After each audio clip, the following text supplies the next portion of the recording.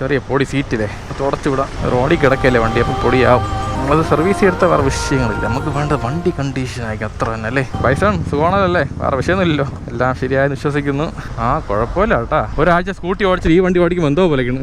അതൊരു 5 കിലോമീറ്റർ ഓടിക്കുമ്പോൾ ശരിയാവും. എന്തായാലും നമ്മൾ എഞ്ചിൻ പണി കഴിഞ്ഞുകൊണ്ട് പുതിയ വണ്ടി പോലെ തന്നെ ഓടിക്കണം. ആദ്യം ഒരു 45-40 കിലോമീറ്റർ സ്പീഡിൽ പോയാൽ മതി. ഓക്കെ, വാ തിരിച്ചു പോകാം. എനിക്ക് എന്തായാലും തൃപ്തിയാണ്, വേറെ കുറവും തോന്നുന്നില്ല വണ്ടി ഓടിച്ചപ്പോൾ. എനിക്ക് മെയിനായിട്ട് വേണ്ടത് വണ്ടിയുടെ ആ പവറും മൈലേജും, അത് കിട്ടിയാൽ മതി. ഞാൻ വണ്ടി ഒന്ന് ഫുൾ ചെക്ക് ചെയ്ത് നോക്കി, ടോപ്പ് ടു ബോട്ടം വരെ. അപ്പോൾ ഇവിടെ ഒരു സ്ക്രൂ മിസ്സായിട്ടുണ്ട്.